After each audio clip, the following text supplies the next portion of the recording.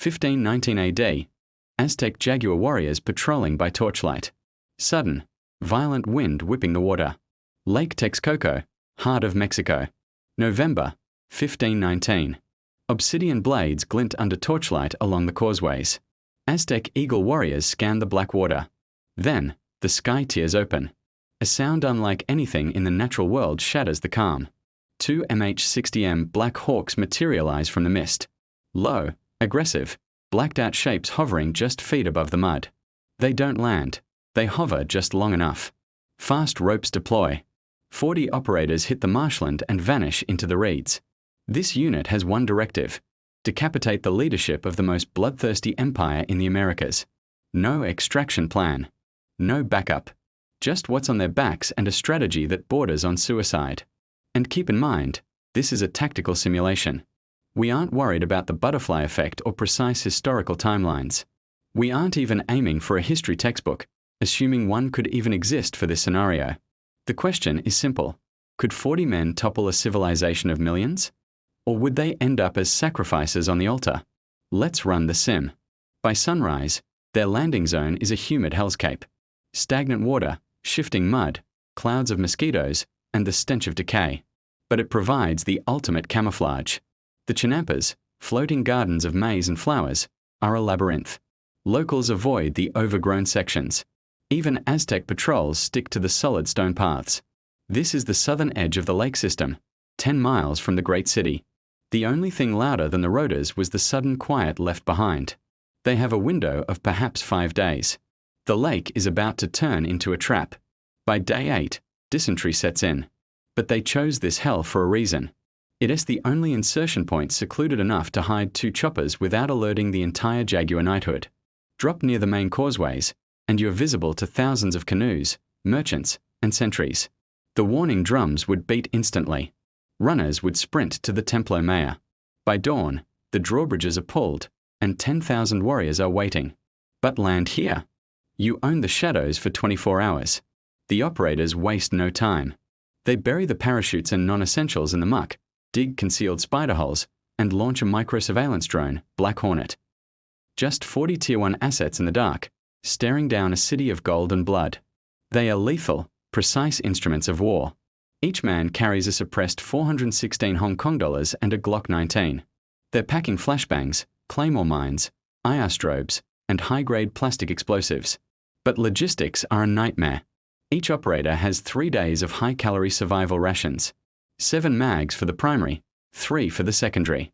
Limited batteries for their comms and night vision goggles, NVGs. They can trickle charge via solar mats, but the clock is already ticking. The objective isn't to occupy territory. It's to shatter the Aztec psychology before they realize a war has begun. Their next move dictates survival. How do you dismantle a theocracy with 40 rifles? The team leader weighs 3 options. Option A, kinetic assault. Rush the causeway, breach the city walls, and fight to the center. Brave, but idiotic. They'd be swarmed by tens of thousands of warriors with obsidian clubs. You can't shoot your way through a human wave that big. Option B, the Cortez method. Rally the Tlaxcalan enemies, build an army, start a civil war. It worked for the Spanish, but here, no translators, no time for diplomacy, and 0 trust. That takes months. They have a week. They go with Option C, the Ghost Protocol. Surgical strikes, asymmetrical warfare, hit the nerve centers, vanish, repeat.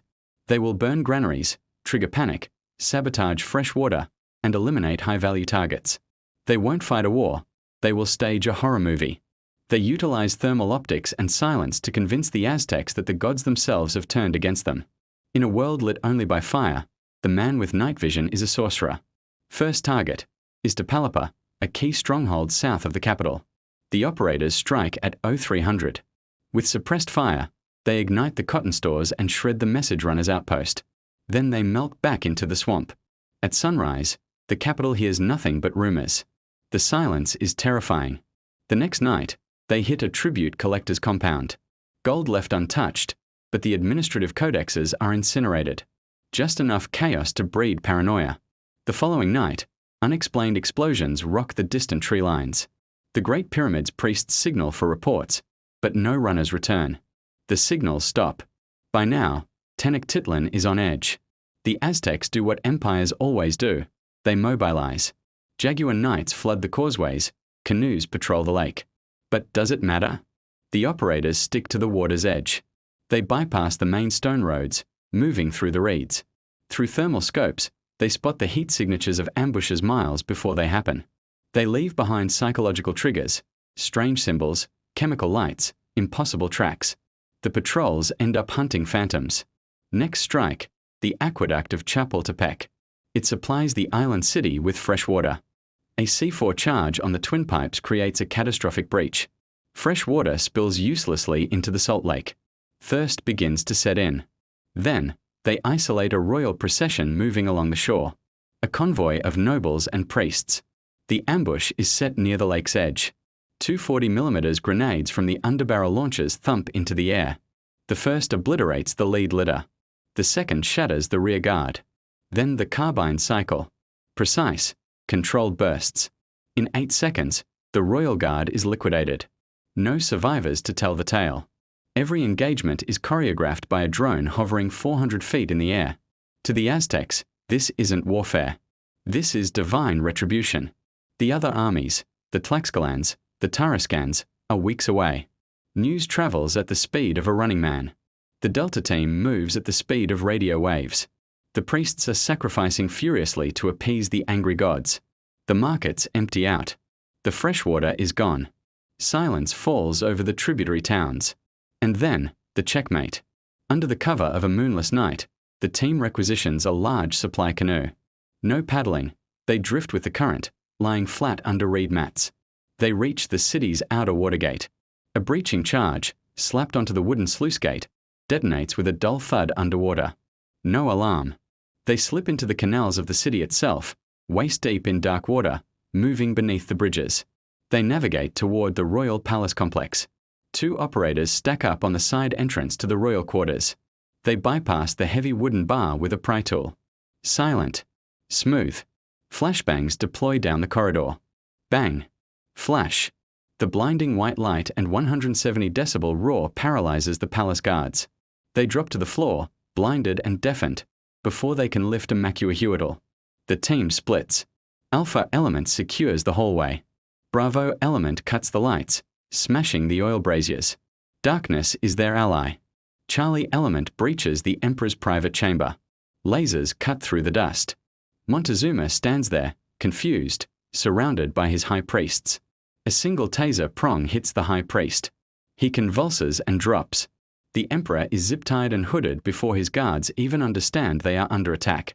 Total time on target, 11 minutes. By dawn, the Great Temple is silent. The drums do not beat. The Emperor is gone, or held hostage by demons in the night. The operators have severed the head of the snake in less than a week. The priesthood is discredited. The city is paralyzed by fear. But could 40 Americans actually rule the Aztec Empire? No, absolutely not. If the city realized the gods were just mortal men running low on ammo, the sheer numbers would overwhelm them. Their batteries are flashing red. The dysentery is starting to cramp their stomachs. But the mission is accomplished.